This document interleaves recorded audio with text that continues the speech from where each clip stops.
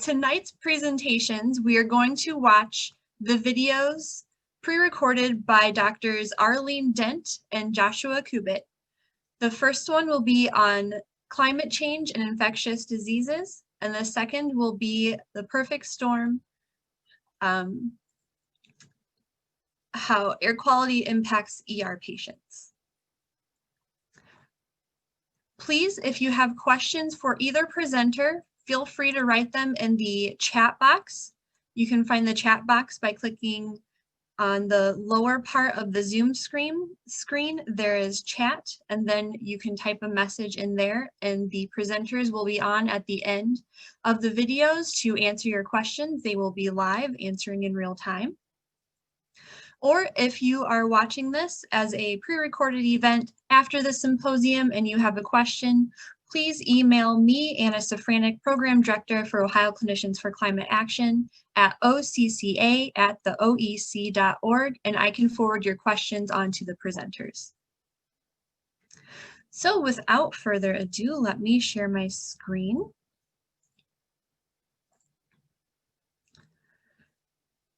And get the audio working.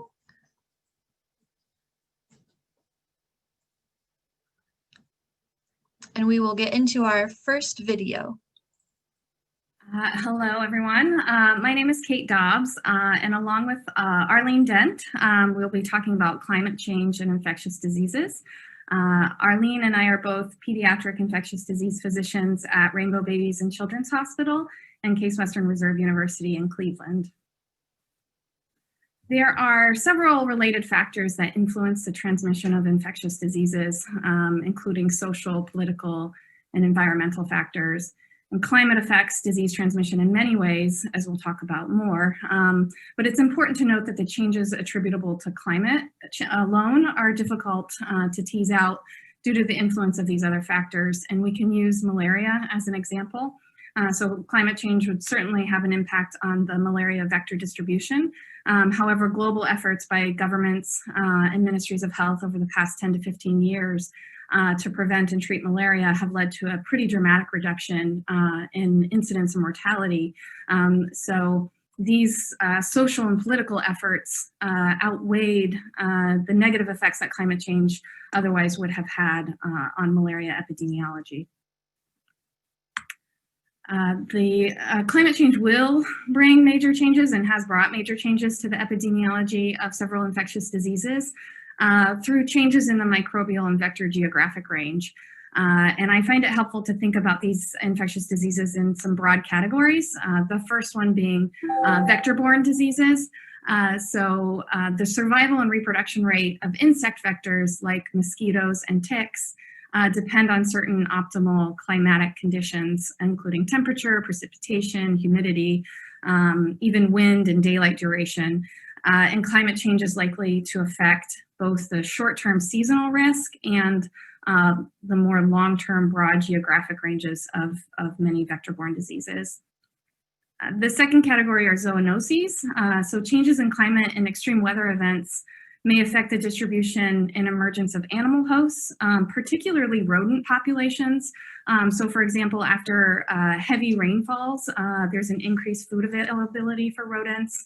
And after mild, wet winters, we see an increase in rodent populations.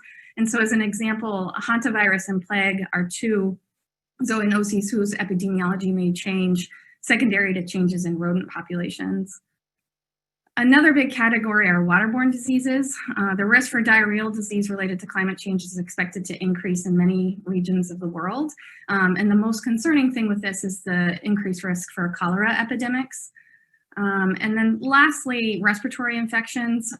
So the epidemiology of respiratory infections is affected by climate change, so these changes are often more difficult to study, but we have seen studies that show associations with La Nina events and influenza epidemics in the US and Europe. There are studies showing spikes in pulmonary aspergillosis after the tsunami in Japan in 2011, and studies showing that RSV dynamics may be tied to changes in climate. Another interesting concept in evaluating the effects of global warming on emerging infections is the endothermy barrier, which is discussed by Arturo Casadevall in a letter to the Journal of Clinical Investigation in early 2020. So new infections can emerge by species jump, which for an example, we're all unfortunately very familiar with species jumps by coronaviruses. And it can also occur from increased host susceptibility. And the role of temperature in host defense is often unappreciated. So mammals are pretty remarkable among animals in that they have endothermy and homeothermy, meaning that they maintain an elevated body temperature throughout life. So microbes that are currently transmitted among humans have adapted to endothermy.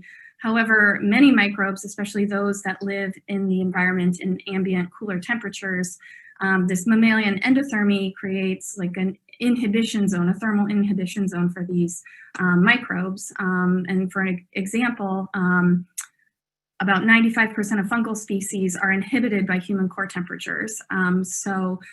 This probably accounts for the fact that there are relatively few fungal pathogens that affect humans, but there are many, many fungal pathogens that affect ectothermic species like plants and insects.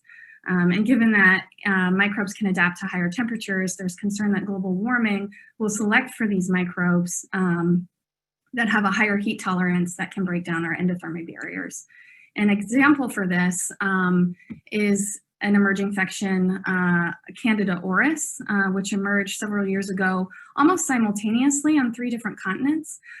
So Candida auris is a Candida species that's often multi-drug resistant, and the most concerning thing is that it is often resistant to all known antifungals. And the theory behind its relationship to global warming is illustrated in this cartoon, where first we have global warming that raises the ambient climate temperature and selects for fungal clades that can reproduce at mammalian and avian basal temperatures. And then in 2, you have Candida auris that was previously a plant saprophyte, gains thermotolerance and salinity tolerance secondary to changes in wetlands that occurred as a result of global warming. And then in 3, you see thermotolerant Candida auris could have been transplanted by birds across the globe, where they then go to places where they can come in contact with humans, most likely rural areas such as farms where birds and humans are in close contact. And then eventually those humans migrate into urban environments and hospitals where the fungus is picked up. And so the big concern is that there are a large number of fungal species that are already pathogenic to plants and insects and other ectothermic species, which means they already have virulence tools that if they gain the ability to adapt to higher temperatures, they could pose a threat to humans. And the same argument could be made for viruses, bacteria, and parasites. In recent years, there have been several mosquito-borne pathogens that have been introduced or reintroduced to the United States, including dengue and chikungunya. So dengue, chikungunya, and Zika viruses are transmitted by the Aedes mosquitoes, so Aedes aegypti, which is also known as the yellow fever mosquito, and Aedes albopictus, which is also known as the Asian tiger mosquito, are the vectors for these viruses. And in the Americas, we've had rapid urbanization, changing land use patterns, increased travel that have led people to be in more frequent contact with these vectors. So there's been rapid spread in the Americas and in parts of the US. And though these viruses aren't currently seen in Ohio, I just wanted to illustrate how quickly the epidemiology has changed for these 3 viruses. So for dengue, the worldwide incidence of dengue has increased 8-fold over the last 20 years. So in 2000, there were about 500,000 cases that were reported to the WHO, and in 2019, there were over 4 million. Before 1970, only 9 countries had epidemic dengue, and now there are more than 100 countries where it's endemic. And not only is the number of cases increasing, but we've had more explosive outbreaks. And in this figure, you can see the incidence of dengue from 1990 to 2015 for the different WHO regions. And so the Regions in Asia account for about 70% of the disease burden. You can see from this light green line, which represents the Americas, or PAHO, the Pan American Health Organization, that the incidence of dengue has increased pretty dramatically over the past several years. These maps show the spread of chikungunya virus in the Americas between 2014 and 2017. So prior to 2006, chikungunya was rarely reported in travelers in the US. And between 2006 and 2013, there were a handful of cases reported every year in travelers. But then in late 2013, there were reports of the first local transmission of chikungunya in the Americas in countries in the Caribbean. And then in 2014, there were the first reports of local transmission, meaning mosquitoes in those areas were infecting people in those areas and not related to travel. And this was first reported in the US, in Florida, Puerto Rico, and the US Virgin Islands. And lastly, for Zika virus, from late October 2015 through 2016, you can see from these maps just how quickly Zika virus spread in South America, Central America, and the Caribbean, just showing how quickly these emerging infections can spread. And now we'll talk about the impact of climate change on vector-borne diseases in Ohio. So this information comes from the Ohio Department of Health, and they have a really great website, which is a really nice resource on all things tick related. And in Ohio, we do see several tick-borne diseases, most notably Lyme disease, but also other bacterial infections like Rocky Mountain spotted fever, anaplasmosis, and ehrlichiosis. And ticks are also responsible for spreading the parasitic infection babesiosis.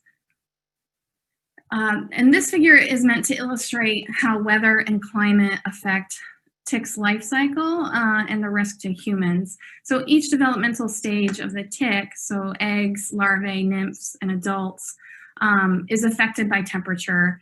And the activity of ticks at each of those stages is affected by both temperature and humidity. And then the range of other animal hosts and the behavior of the human host are also affected by temperature. And this graph is just another way to illustrate the life cycle of ticks and the risk for Lyme transmission to humans. So the tick that transmits Lyme disease in Ohio is Ixodes scapularis, or the black-legged tick or the deer tick. And the ticks live for about 2 years, and they go through 4 stages. So eggs, larvae, nymphs, and then adults, and then they lay eggs again.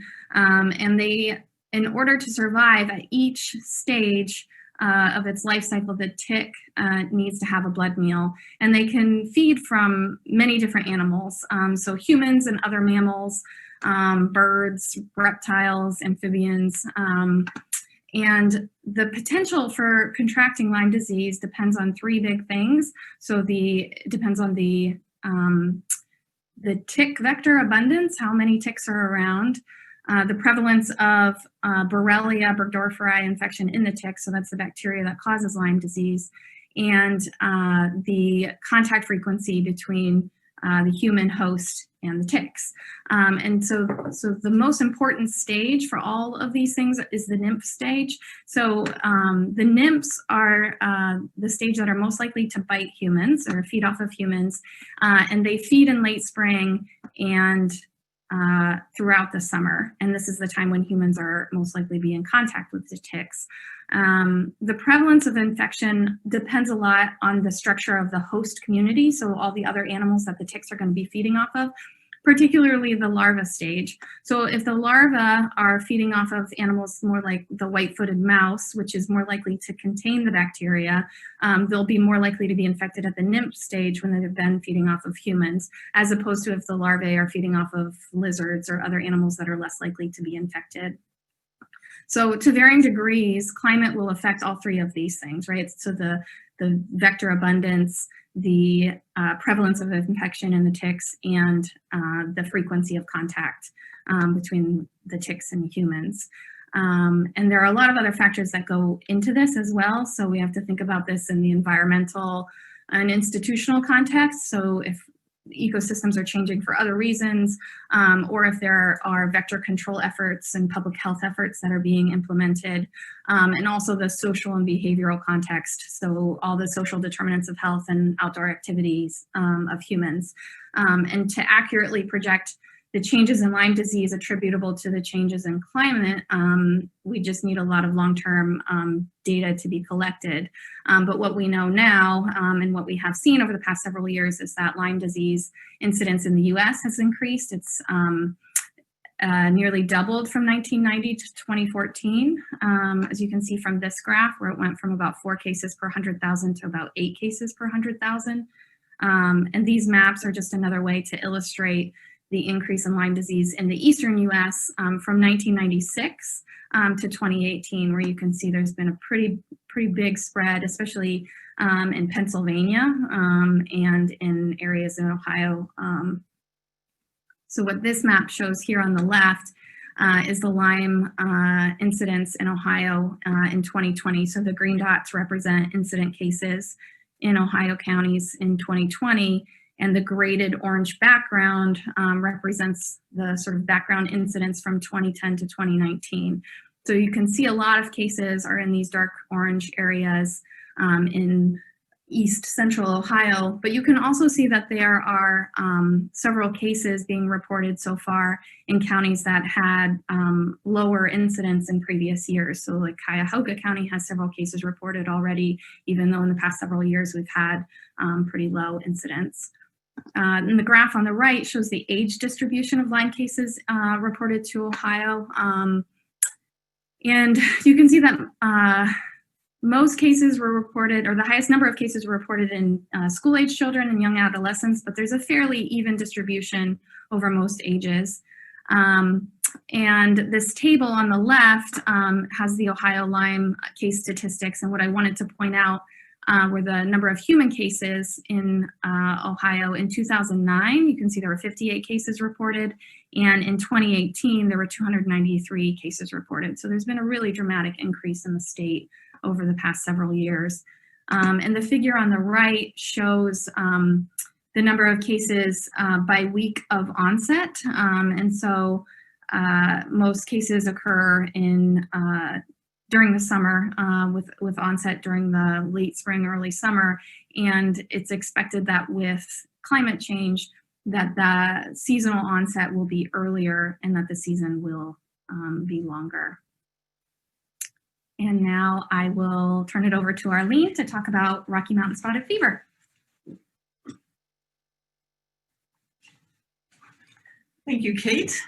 I'm Arlene Dent. It's nice to meet all of you virtually.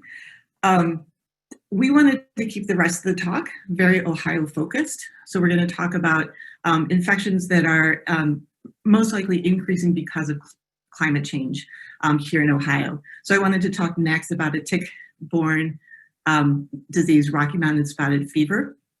And again, the Ohio Department of Health is such a wonderful resource. And these maps and statistics come from there.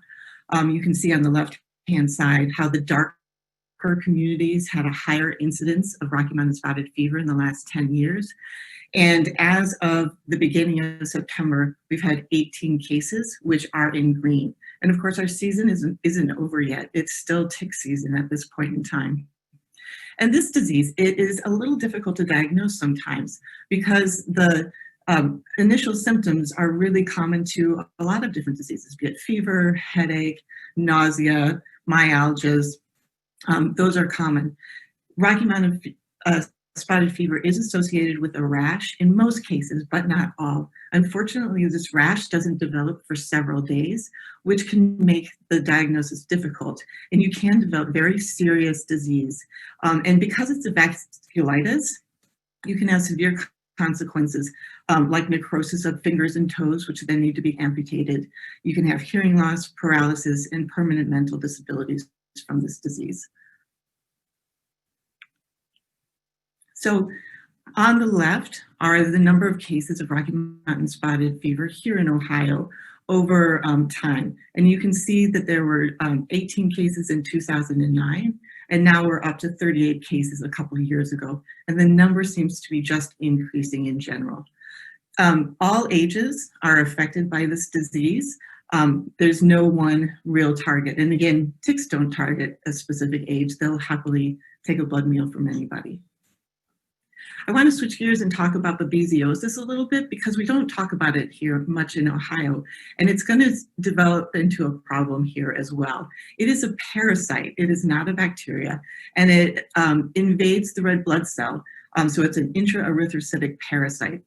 It is a reportable disease. And what we've seen is that it is increasing over time. In 2011, for example, in the whole United States, there were over 1,000 cases. And just a few years ago, there were over 2,000 cases. And this number is only increasing. And we think that increase is due to the expanding deer population and is probably moving east as well. It's actually a major health problem in the United States compared to other places in the world. This babesiosis also affects Europe, but they have maybe 50 cases total, but it can be very severe there.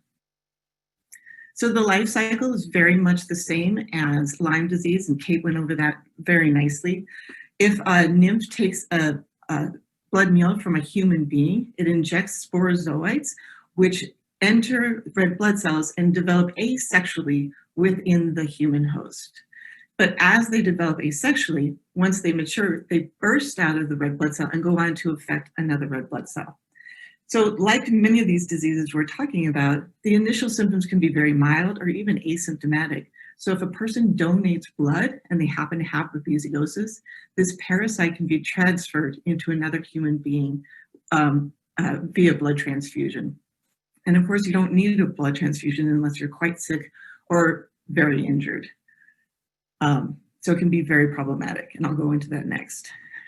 So these are the symptoms and clinical findings of babesiosis. Mostly that's asymptomatic. This is the most common form of it, but otherwise you can have very, again, non-specific flu-like symptoms, fevers, headaches, myalgia, some nausea. But again, because those merozoites burst out of the red blood cell, it can cause hemolytic anemia, and people can present with jaundice and dark urine. Physical findings would include, of course, fever, but hepatosplenomegaly, as well as the jaundice and pallor, again, from that hemolytic anemia. You can get very severe disease. There are reports of people with ARDS, splenic rupture, again, because of that, hepatosplenomegaly, and it can result in death, especially in severely immunocompromised patients and in the elderly. One interesting thing about this particular infection is that co-infections can occur. These ticks can actually carry more than one pathogenic organism. So as many as 2/3 of patients with babesiosis can experience concurrent Lyme disease, and about 1/3 experience concurrent anaplasmosis or ehrlichiosis. And when those two diseases are combined, the symptoms are even more severe. Babesiosis is interesting too, in that you can have relapse in highly immunocompromised patients. And again, it can be difficult to diagnose because the symptoms are really non-specific. So it's recommended to get a blood smear for somebody who's having sort of non-specific findings, in somebody who's lived or traveled to an endemic area within 2 months, or received a blood transfusion within 6 months. These can be slow-growing parasites, but they can cause a lot of problems. The gold standard is actually microscopy, and this is what the parasites inside the erythrocyte look like. There is a classic Maltese cross triad form, which is almost pathognomonic for this particular parasite. You can also do PCR, which some centers may have and other centers won't, but everybody does have microscopy. There is serology, but it's not useful for an acute diagnosis, more that it confirms the diagnosis if there's a rise in titer 4 weeks later. So treatment and prevention, all infections, even if they're completely asymptomatic, should be treated. And sometimes they might incidentally be found in that if somebody runs a CBC with DIPH, sometimes you can pick up the nuclei within a red blood cell and it prompts somebody to look at it from a pathologic standpoint. But the treatment is actually pretty easy. It's just azithromycin and atovaquone orally for 7 to 10 days. I won't get into treatment for severe disease because it's there for you to read if you choose to. But again, for those who are at high risk of relapse, that's the elderly and immunocompromised patients, the therapy can be extended for like greater than 6 weeks, even longer in some cases. But it needs to be extended after the point where you cannot detect the parasites in the blood for at least a couple weeks. So the most important thing, as Kate already mentioned, avoiding tick bites. Wear long sleeves, long pants, a hat in the woods. DEET is your friend. It's one of my favorite things. I love DEET wipes. But having insect repellent is really helpful. Tick checks after exposure, and of course deer control, which is controversial in some reasons. And I want to emphasize here that babesiosis is the most frequently reported transfusion-transmitted infectious agent. We've had more than 250 cases, and those numbers are only increasing. Now, what's to be done about this? Of course, well, why don't you check all the blood? It's really hard to do that for everybody, but blood centers in highly endemic areas have been testing it in sort of like homegrown tests since about 2010. And recently, the FDA approved a PCR-based screening method. However, there were some other assays, I believe, that were being evaluated at the same time. So formal guidelines have not yet been issued. And there is not national testing for babesiosis. So we'll switch gears here and talk about vector-borne diseases that are transmitted by mosquitoes. Kate already talked about that mosquitoes are common here in Ohio, but there are certain viruses that are prevalent in Northeast Ohio that are transmitted by mosquitoes. One is lacrosse encephalitis. Again, its reservoir is small woodland animals and rodents and that the mosquito can feed on. It's usually infecting children under the age of 16. That's where we see the most disease. St. Louis encephalitis and West Nile virus are also transmitted between mosquitoes and wild birds. Actually, horses can be a reservoir for West Nile virus. And they cause severe disease, especially in the elderly. That doesn't mean the kids can't get it. It's just a more severe disease in the elderly. And then Eastern equine encephalitis virus is also transmitted by mosquitoes. We haven't seen much of it in Ohio, and unfortunately, I have to use the word yet. And as Kate said, you know, these are vectors for Zika, dengue, and chikungunya. And I really like the image on the right. The mosquito is the world's deadliest animal. It's something to keep in mind and have a healthy respect for. So again, these data are from the Ohio Department of Health. This is lacrosse virus data with incidence since 1963. And you can see the darker colored counties have the highest incidence of lacrosse disease. And the dots that are in red is the 18 cases that we've seen in Ohio so far this year. And a lot of people, like many of the diseases we're talking about, can be infected with lacrosse virus and not have big simple symptoms. But those that do usually develop fever, headache, and nausea. And again, severe disease occurs in children less than 16, where you get that encephalitis, that inflammation of the brain. And it can be characterized by seizures, coma, paralysis, and it can have lasting neurologic complications. One of the good things about lacrosse virus is the mortality rate is really quite low, less than 1%, which is good. West Nile virus, you can see in the map there, we've only had 3 cases this year so far, but we certainly have had plenty in the past. And I'll talk about that in a minute. Many people are infected with West Nile that don't really have many symptoms, and you can have quite mild disease, just fever, headache, not feeling quite right. Maybe you don't even know you have West Nile is often the case, but severe disease can result in encephalitis or meningitis, seizures, coma, paralysis, and vision loss. And again, the graph on the right, the disease prevalence or severity really is higher in older people. So over 60 years old puts you at high risk, and about 10% with severe disease will die. These are the numbers from Ohio over time. We had a major outbreak in 2002 as West Nile virus essentially swept across the country, going from east to west. It happened to hit Ohio in about 2002. And since then, it's stayed around here sporadically. But one thing to keep in mind is these may be emerging diseases, but they can also reemerge. And you can see in 2012, we had an increase in cases there. So it can come back or reemerge or increase in incidence. This is a map of Eastern equine encephalitis virus over the last 10 years or so. And you can see that Ohio has been spared in the past. But the interesting thing, unfortunately, is this graph to the right, where in 2019, you see this huge jump in numbers. And unfortunately, timely, there was a CNN report just last week that people who live in Michigan are urged to stay indoors as they are racing to stop the spread of this Eastern equine encephalitis virus. This virus can cause very severe disease, and the mortality rate with it is 50 to 75%. If you survive Eastern equine encephalitis virus, 30% of those people have lasting morbidities. So what they have found in Michigan is that there are 22 horses who have this particular virus that are harboring it, and that's what the mosquitoes do feed on. So they are encouraging everybody to stay inside and doing massive spraying against the mosquitoes, trying to prevent an outbreak there in humans. And unfortunately, not unfortunately, but Michigan abuts Ohio, so we are at risk too, and it's something to keep in mind. So this isn't necessarily infectious diseases, but bed bugs. We have seen a dramatic increase in bed bug activity in Northeast Ohio. And again, just as Kate was saying, because the seasons are longer, they have a longer time to reproduce and spread. The CDC and US EPA have declared the bed bugs a pest of significant public health importance. And unfortunately, bed bugs are mostly resistant to our commonly used insecticides. One of the only ways to kill them is with heat, and that's really quite difficult. And with their longer reproductive time, they have an opportunity to get right back in where they want to be. So, though not infectious disease, a real nuisance.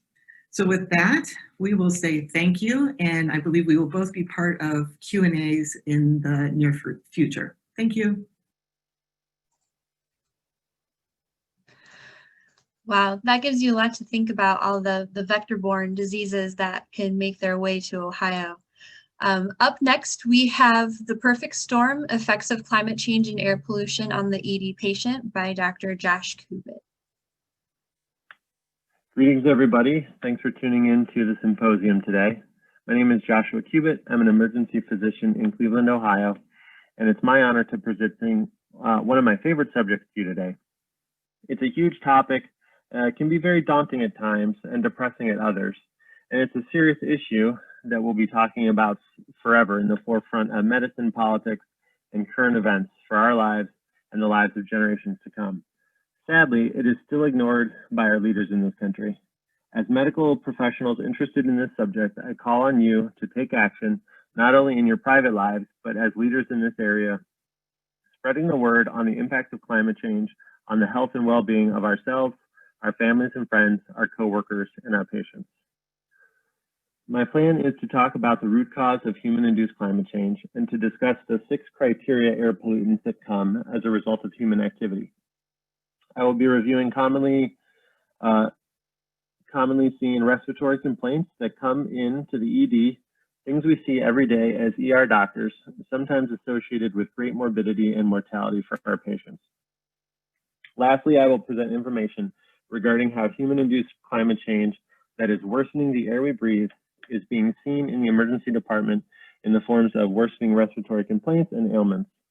Lastly, we need to discuss ways that we can prepare for the mess we've created and plan for ways to improve our environment and stop polluting the air we breathe. I have no monetary conflict of interest to report,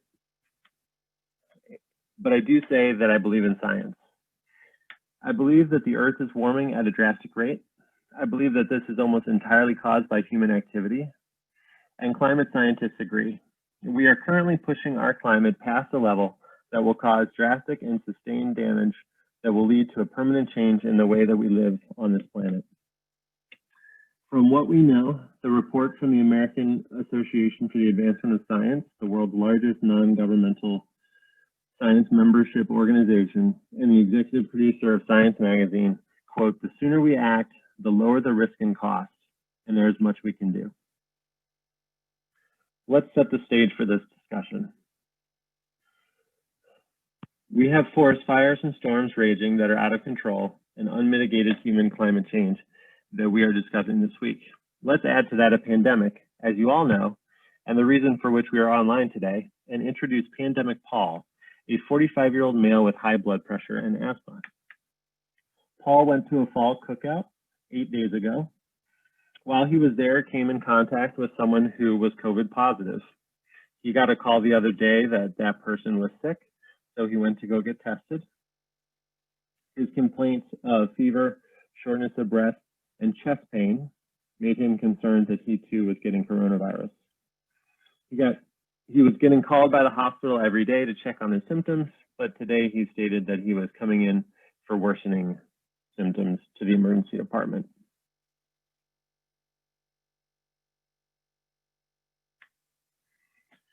Although climate change has not always been in the forefront of our national debate, and for political reasons, it still isn't, depending on the debate questions being allowed, it unfortunately has been going on for as long as humans have been burning concentrated forms of stored carbon. We are seeing evidence of climate change on a daily basis, and for our patient Paul, it is causing a problem with his underlying asthma today. Even from the forest fires raging 2,000 miles away, he's still feeling the effects in Cleveland, Ohio. Hotter, drier climates are drying out existing fuels, and droughts are killing off additional trees in fire-prone areas of the country, creating excessive fuel for forest fires.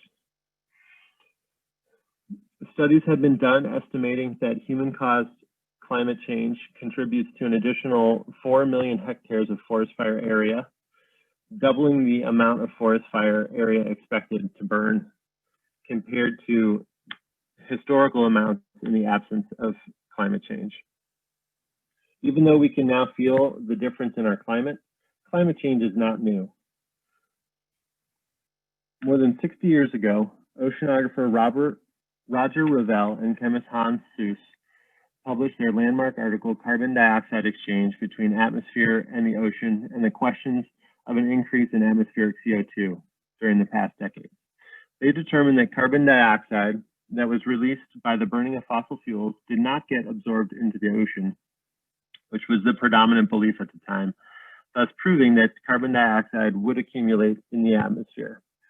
This is regarded as one of the opening discoveries in anthropogenic climate change, that the atmosphere and climate can be impacted by human activity. And they stated, human beings are now carrying out a large-scale geophysical experiment of a kind that could not have happened in the past, nor be reproduced in the future. Within a few centuries, we are returning to the atmosphere and oceans the concentrated organic carbon stored in sedimentary rocks over hundreds of millions of years. For my entire lifetime, oil and gas companies, polluters, and energy producers have known about the consequences of their actions. On November 12, 1982, from the internal memo titled CO2 Greenhouse Effect by M.B. Glazer, the manager of the Environmental Affairs Program at Exxon Research and Engineering Company, he warned his company that, quote, fossil fuel combustion and the clearing of virgin forests are believed to be the primary anthropogenic contributors, although the relative contributions of each is uncertain, end quote. In 1982, they were able to accurately predict 40 years into the future what we are measuring today as the atmospheric concentration of carbon dioxide, a known greenhouse gas. They were able to accurately predict that this greenhouse gas increase would create devastating increases in our global temperature. Unfortunately, they used this knowledge to create a campaign of misinformation about the nature of our climate crisis. But climate change is not just happening with wildfires in the west or hurricanes in the south. As Ohioans, we can feel the difference in the climate these past few years. We know that winters are shorter and warmer than we remember growing up, that heat waves are more common, and that weather patterns have been changing. This infographic from Professor Ed Hawkins is a graphic representation of average annual temperatures compared to our historical baseline in Ohio, and you guessed it, More red means a warming climate. With the increased global temperatures, the burning of fossil fuels creates a lot of pollution with negative impacts on our bodies. During the burning of fossil fuels, incomplete combustion of contaminated fuel sources generates air pollution. In addition to climate-changing greenhouse gas emissions like CO2, 6 of these pollutants are monitored by the EPA and are known as the criteria air pollutants. They are lead, sulfur dioxide, nitrogen dioxide, carbon monoxide, ground level ozone, and particulate matter. The Clean Air Act requires the EPA to set national ambient air quality standards for 6 common air pollutants. They're found all over the United States. They can harm your health and the environment, and they cause property damage. Let's start with lead, which is a fine example of a win for the EPA. Lead can be found in all parts of our environment. Much of it comes from human activities, including burning fossil fuels, mining, and manufacturing. It has many different uses. It can be used in the production of batteries, ammunition, metal products. Because of health concerns, lead from gasoline, paint, ceramic products, caulking, and pipe solder has been dramatically reduced in recent years. In the 1920s, engineers at GM discovered that adding lead to gasoline increased octane and prevented engine knock. Compared to other octane boosters like ethanol, lead was the preferred choice due to lower production costs. Leaded gasoline was the predominant fuel type in the US until the EPA mandated phase out in the 1970s. As early as 1924, the Surgeon General convened a panel that warned that longer exposure to lead could result in chronic degenerative diseases. But despite these warnings, the Surgeon General set an allowable standard of lead content, which the gas companies followed. It was not until the 1960s, after extensive research, that action was taken on the dangers of lead in our environment. The health impacts of lead exposure in children include anemia, behavioral disorders, low IQ, reading and learning disabilities, and nerve damage. In adults, lead exposure is associated with hypertension and cardiovascular disease. Prior to the removal of lead in gasoline, the total amount of lead used in gasoline was over 200,000 tons per year. By Congress passing the Clean Air Act in 1970, it set in motion the formation of the EPA and ultimately the removal of lead from gasoline. The EPA estimates that between 1927 and 1987, 68 million children were exposed to toxic lead from leaded gasoline alone. The removal of lead from gasoline reduced the number of children with toxic levels by 2 million individuals per year for approximately 20 years.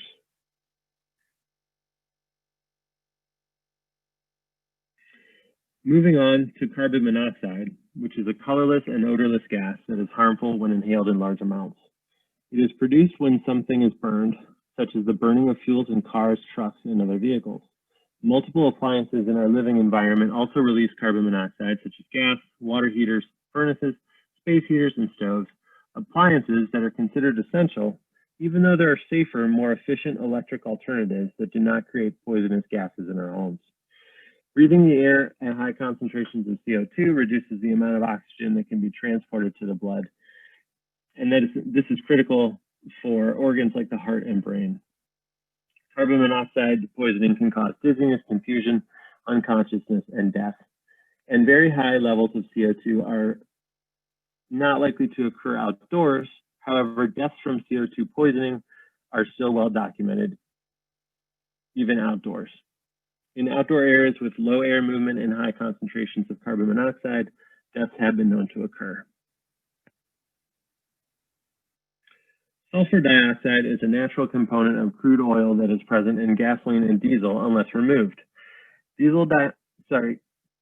Sulfur dioxide in the air comes mainly from activities such as the burning of coal and oil at power plants or from copper smelting.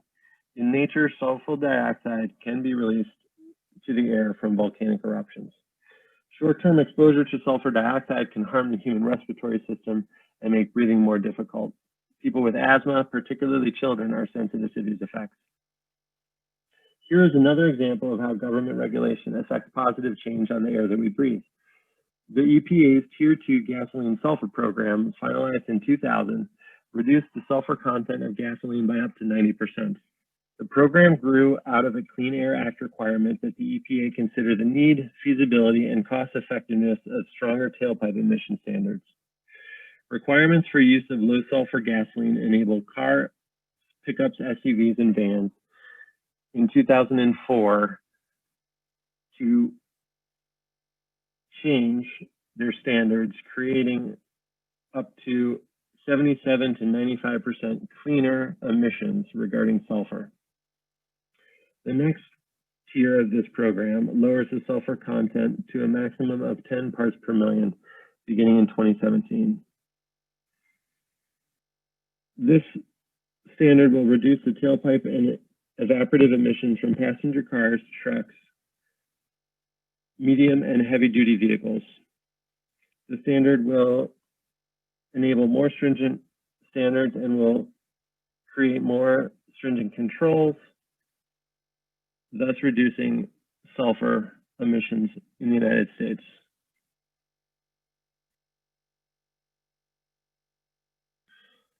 Nitrogen oxides are a mixture of gas that are composed of nitrogen and oxygen.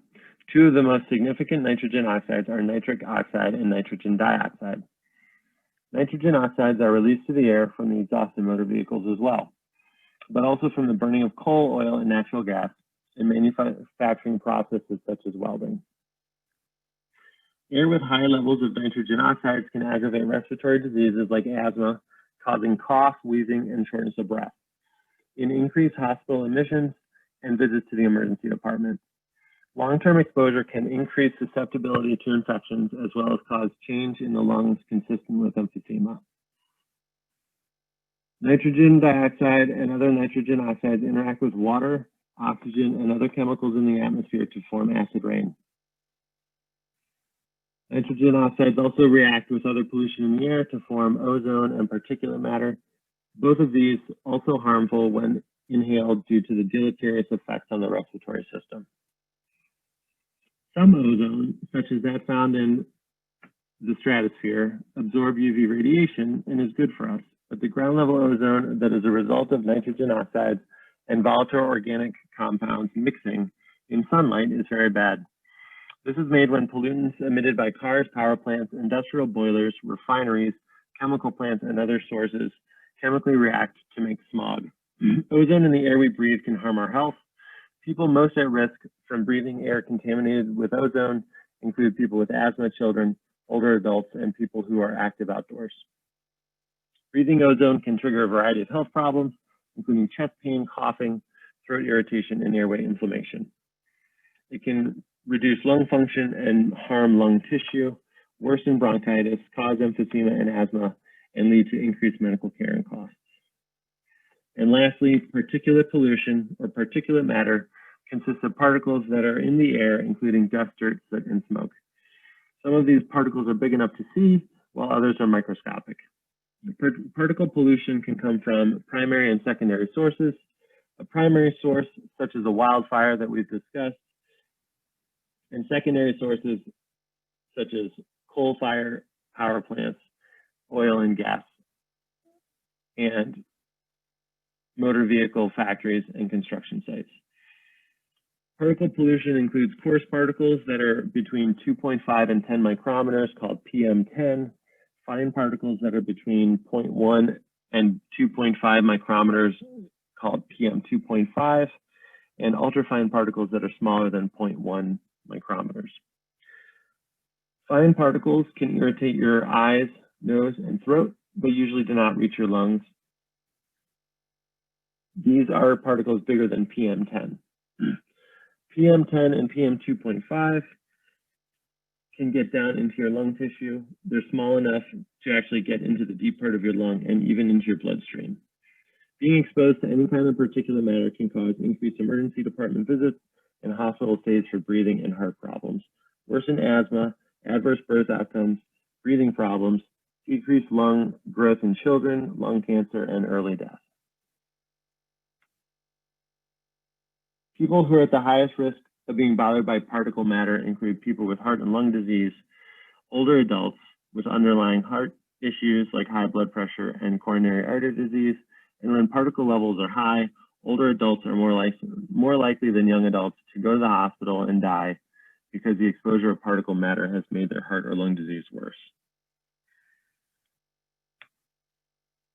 And sometimes when these nitric oxides and volatile organic compounds, sunlight, and particles all combined to form smog and haze, this can make things much worse, even here in Cleveland. Climate change, air pollution, a late season heat wave, and the haze and smoke that we see here that traveled from over 2,000 miles to be breathed in by us here in Cleveland has created for Paul the perfect storm. Paul is instructed to present to the ED. On arrival, he is noted to have severe hypoxia with a room air saturation of 82% and a respiratory rate of 36%. He is hypercarbic and has failed a trial of a high flow nasal cannula. Paul ended up getting intubated for severe respiratory failure and admitted to the hospital, where he is currently still intubated but getting dexamethasone, remdesivir, and convalescent plasma therapy. He is starting to improve since he is young and otherwise healthy, but as we know, many other Americans have not had the same luck. So what made things so bad for Paul? A pandemic that we have not gotten control over, made worse by anthropogenic climate change, worsening air quality, and pollution. Worsening air quality and pollution is estimated to kill approximately 7 million people worldwide every year. 9 out of 10 people around the world breathe air that contains high levels of pollutants.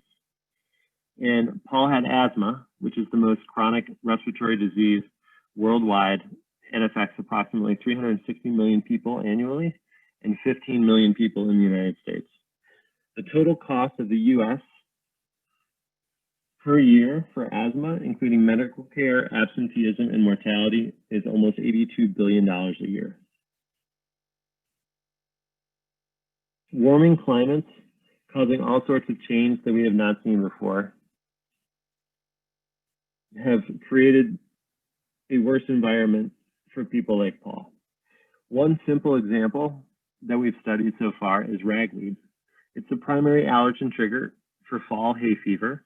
It grows faster, produces more pollen per plant, and has higher allergic content under increased carbon dioxide levels. A longer growing season under a warmer climate allows for a bigger ragweed plant, and that produces more pollen later into the fall. Annenberg et al. Estimated that 9 to 23 million and 5 to 10 million annual asthma emergency departments globally in 2015 could be attributed to ozone and PM 2.5 particles. This represented approximately 8 to 20% and 4 to 9% of the annual number of global visits, respectively. And they estimated that anthropogenic emissions were estimated to be responsible for 37% of ozone and 73% of PM 2.5 particles. Dominici et al. Estimated risks of cardiovascular and respiratory hospital admissions associated with short-term exposure to PM 2.5 for Medicare enrollees, published in JAMA in 2006. They utilized a national database on health admission rates for cardiovascular and respiratory outcomes and injuries using ambient PM 2.5 levels, temperature, and dew point information for 204 U.S. urban counties, and determined that increased PM 2.5 exposure led to short-term increases in hospitalization for all health outcomes except injuries, and that PM 2.5 particles increases the risk of hospital admissions for cardiovascular and respiratory disease.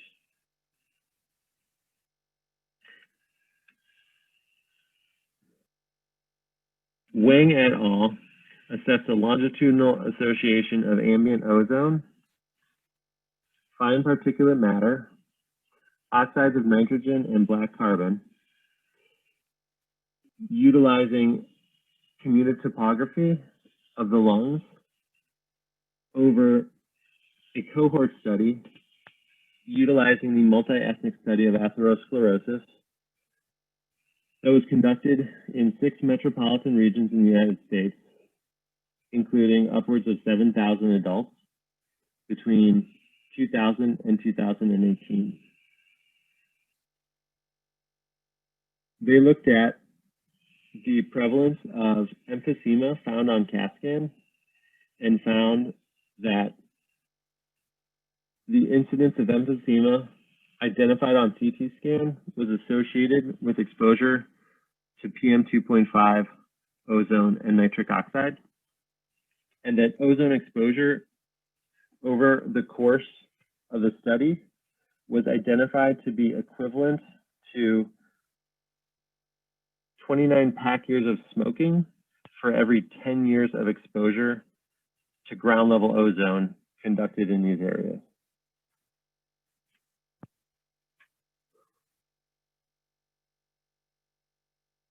We also know that PM2.5 particles impair the first line of defense in the upper air.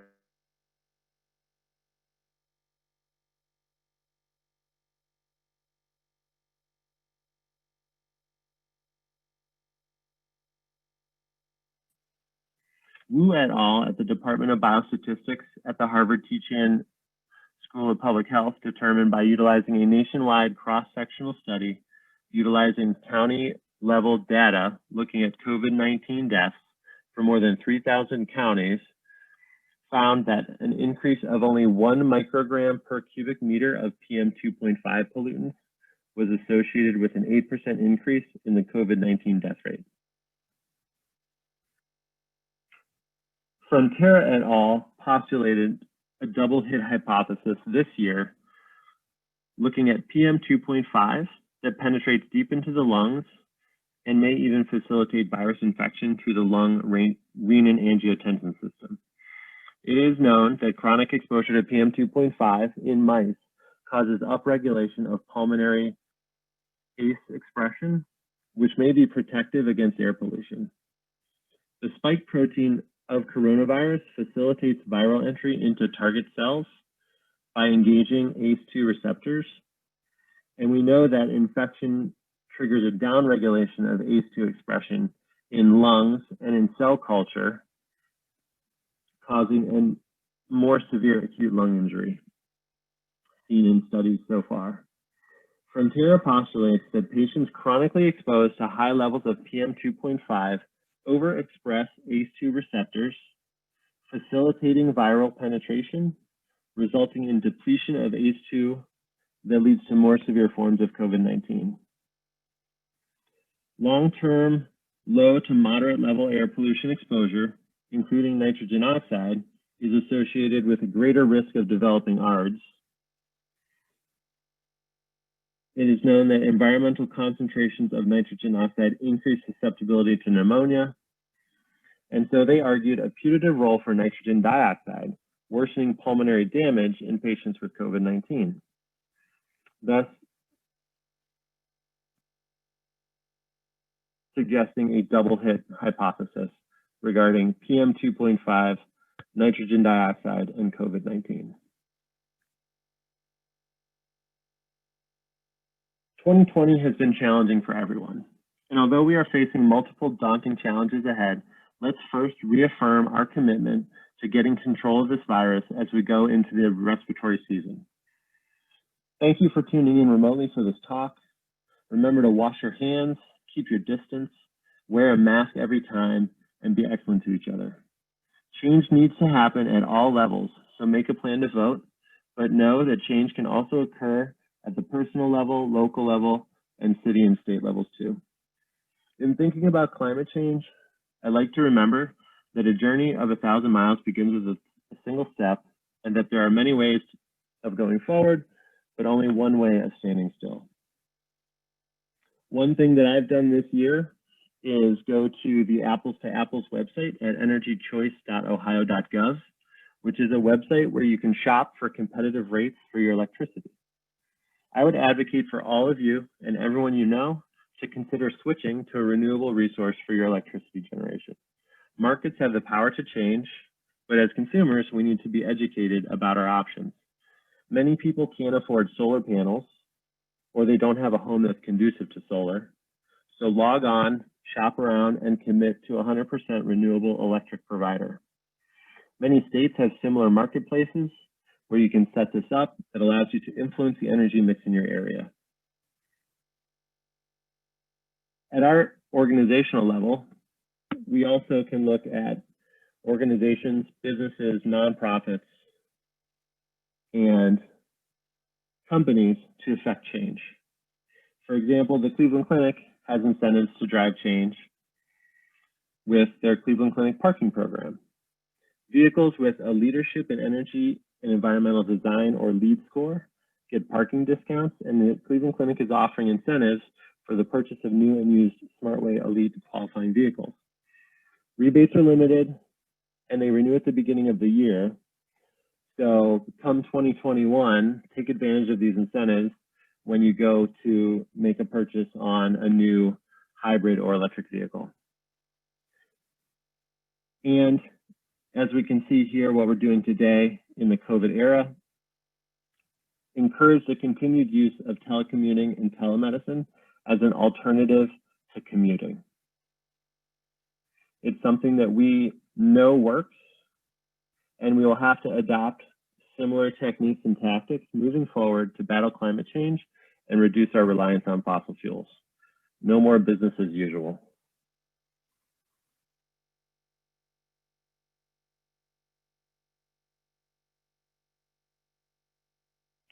Learning what your hard-earned money can get you is also very important because no one likes to pay taxes. However, what we know is that if it's spent wisely, regulations can be thoughtful and effective. For example, in clearing the air, how electric vehicles and cleaner trucks can reduce pollution. In the Greater Toronto and Hamilton area, modeling shows that a shift to electric cars and SUVs will mean 313 fewer premature deaths per year, and cleaner trucks will mean 275 fewer premature deaths per year. Shifting to 100% electric cars and SUVs would provide up to $2.4 billion per year in social benefits. And in this scenario, for example, where cars and SUVs are turned electric, a single EV replacing a gas-powered car brings $9,850 in social benefits, justifying significant spending to get more EVs on the road. Earlier, we talked about the EPA fuel standards. We talked about how it so far has had a great impact on our health and is actually an investment in our future. At $13 return on a $1 investment, it's an obvious choice and a total savings provided over the course of these standards being upwards of $20 billion by 2030.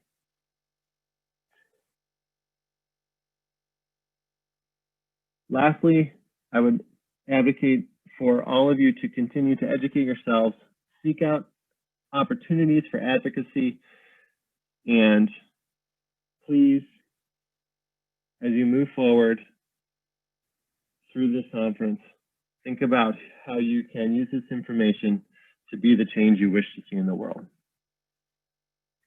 I'll be looking forward to the live discussion, and I'll talk to you then. Here's my contact info, resources for this talk. Thank you very much.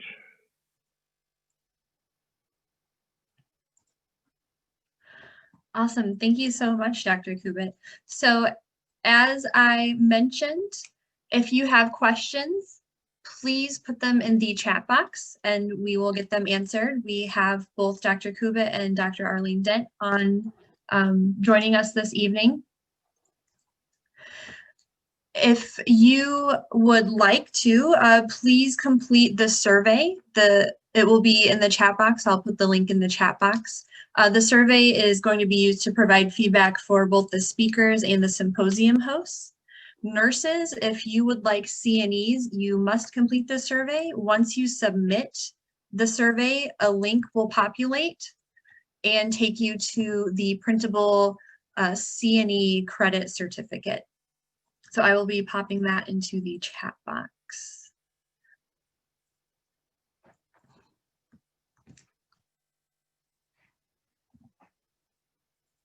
So we have a first question here for Dr. Dent, if you would like to unmute. With climate change being a partisan topic, how do we talk to patients and prepare the public, prepare public health officials to educate our patients on the increase of the diseases that we're seeing? That is a really hard challenge, to be honest, especially in this current climate of, sorry, wrong word, with, you know, shorter visit times and needing to focus on an individual's personal thing. I think we can all just try to do our best and talk about those things. I am a proponent of DEET, and so I use that often as an avenue for access. You know, I whip out my DEET wipes that I carry in my backpack all the time. They say, hey, things are changing. You need to be aware of this. But, you know, for some people, depending on what they're coming in for, this is not a priority for that immediate 15-minute visit. So it's a challenge, and I will acknowledge that, to be honest. But we all need to try to do our best. Thank you. Dr. Kubit, so in your ER experience, have you seen an increase in ER visits due to asthma and other respiratory problems because of poor air quality? Yes, most definitely. On days where the heat index is high and the air quality is poor, we definitely see an uptick. We see it seasonally with increases in pollen. You know, when when you go outside and get into your car and you see it's covered in pollen, you know, I know when I go into the ER that I'm going to have more people visiting and more severe cases of asthma and COPD than I would on a day with a better air quality. And that I can see on a day-to-day change. Have you noticed an increase in instances due to wildfire particulates? I know there's the West Coast ones and also the ones in Colorado. So most definitely air quality in those areas is terrible. When you look at the like parts per million of like PM 2.5 and PM 10 particles, you can see that there are some areas during the peak of the fire season where it was, you know, approximately like 50 to 100 times worse than like the goal EPA air quality levels for outdoor air quality. And so we don't see, there were a couple days in Ohio, maybe 2 months ago, where we were seeing a little bit of that particulate matter coming in, and there were a few hazy days where we could see. I didn't notice like a huge difference that, you know, during that period of time in the ER, but certainly there are numerous stories of providers in those states reporting, you know, terrible respiratory issues for people coming in. Yeah, I can imagine. Thank you. This question is for Dr. Dent. I see she's kind of answering it in the comments now, but is it true that climate change is associated with shorter life cycles and time to infectivity of mosquito vectors? It's not a shorter time to, it's not a shorter life cycle. It's that they have more time for the life cycles. You know, they could have multiple, they can have multiple blood meals, they can have multiple, you know, progeny. So it's increased time of infectivity potential, put it that way, because there can be essentially more generations. You know, mosquitoes only live for, I might not have this number correct, but it might be like 190 days or something like that.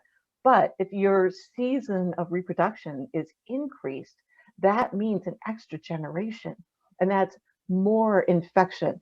And these infections are usually trans-ovarial, in that the mother passes it to the progeny, and then the progeny passes it to their progeny, and it just goes on and on. So if you have a longer season, more infectious potential.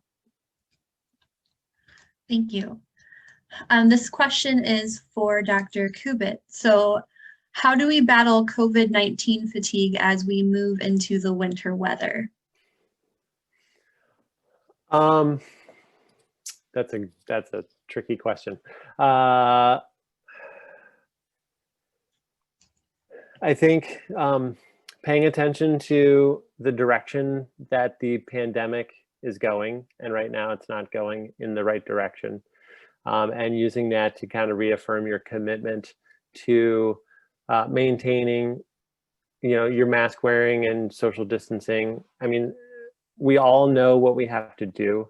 I think it will be harder to do that in the winter months because one of the things I've noticed is for ourselves trying to figure out a way to change the way that we interact with our neighbors and close family members, because over the summertime you could be outside and be on the porch and that sort of thing. And in the wintertime you have to get creative. So whether or not that involves having a partially enclosed garage that you can keep warm, or just bundling up, still trying to avoid those close indoor interactions.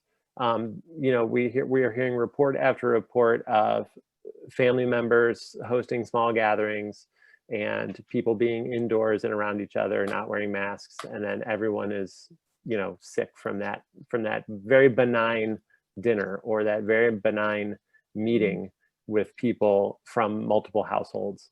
And so it's hard. I mean, it's a tricky time that we're living in, and it's hard to maintain social distancing without becoming socially isolated. And I think that's the main thing too. So using technology like we are, to reach out to people, more FaceTime, more phone calls,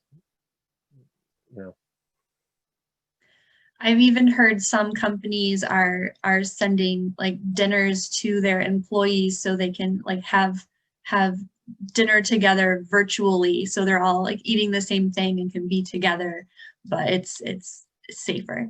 Yeah, actually, one of the people I worked with yesterday was telling me that she used Uber Eats to order a really nice takeout dinner for a couple who just had a baby in Austin, Texas. So we can get creative about what we can do with this technology to let someone know you're thinking about them, certainly, interact with them, but not necessarily, the traveling that you would normally do, or, the large get-togethers that you normally have. Mm-hmm. Here's another question for you, Dr. Kubit. So does the source of fine airborne particles matter in terms of adverse respiratory effects, or do all airborne particles have the same effect regardless of their source?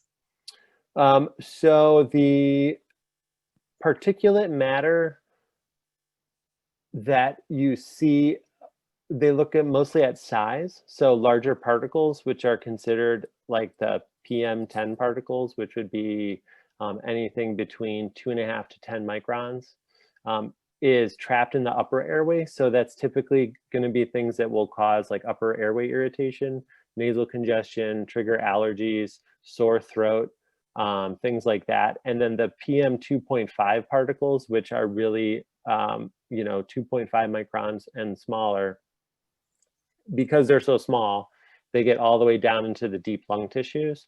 And so that's where the research is showing that this is causing permanent changes to your lung tissue and making conditions like COPD and asthma worse.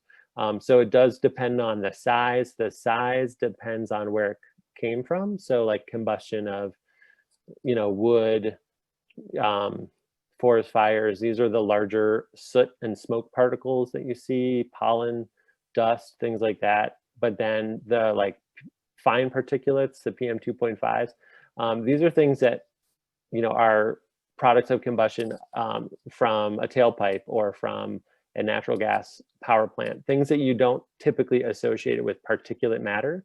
There's still particulates that are, being generated in the burning of those types of fuels. Thank you. I think this is a Cleveland Clinic specific question for the ED.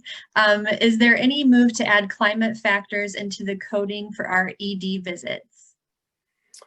So none that I'm aware of, but coding is done with pretty strict regulations based on the like international coding language, ICD-10 coding.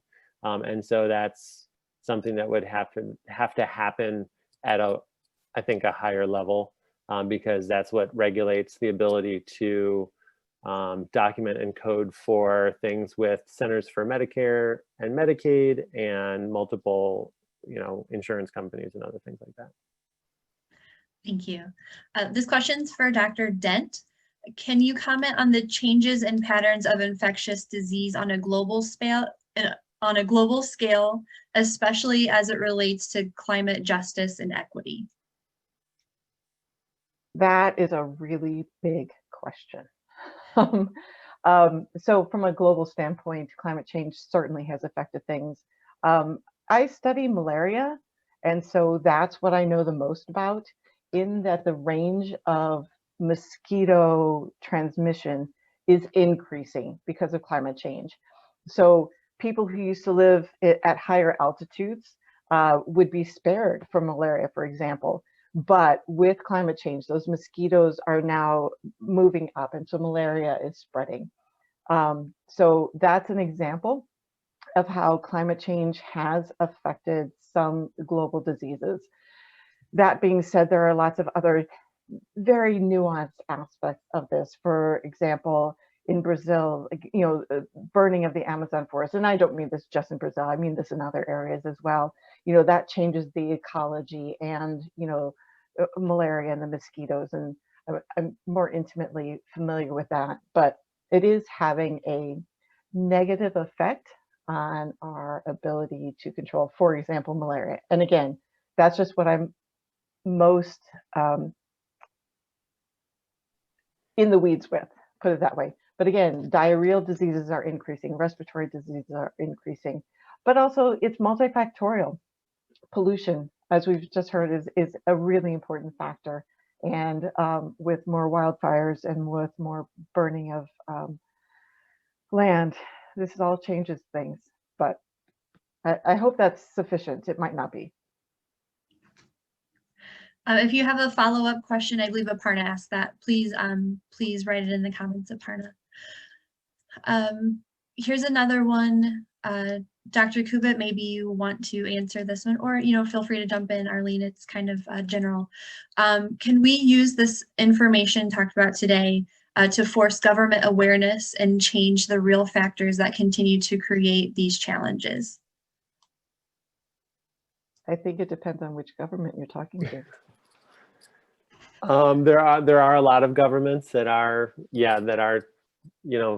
taking this information and making changes. I think a lot of this, I've spent a lot of time reading about these subjects, and probably a lot of the people on this call also, have been spending some time gaining information and educating themselves. But when I do try to have these conversations, either at work or with friends from, other parts of my life, or other family members who maybe aren't as up to date on some of the information, I still find myself getting into subjects that I think are widely known, but then I'm kind of reminded that that's not really the case. So I think part of it also is just informing the voting populace continually, as even just on a conversational level, when these conversations come up, because when I have talks at work about these subjects, and people still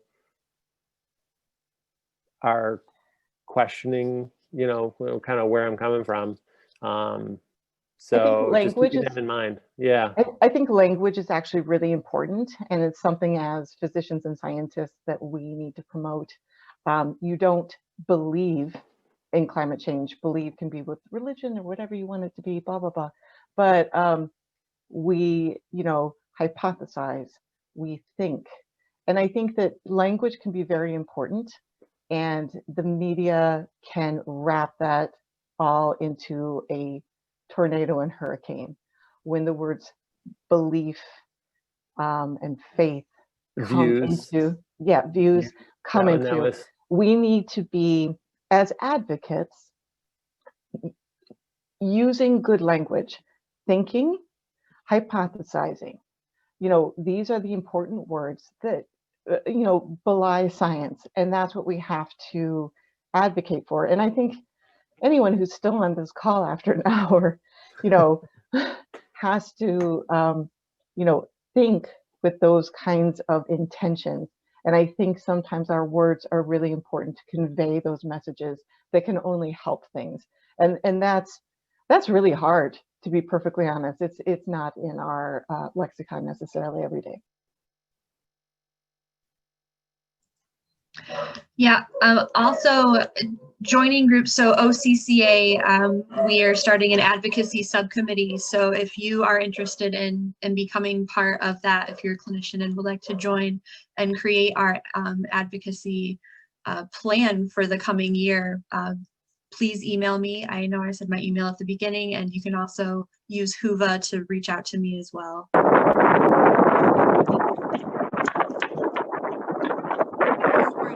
And educating those around you.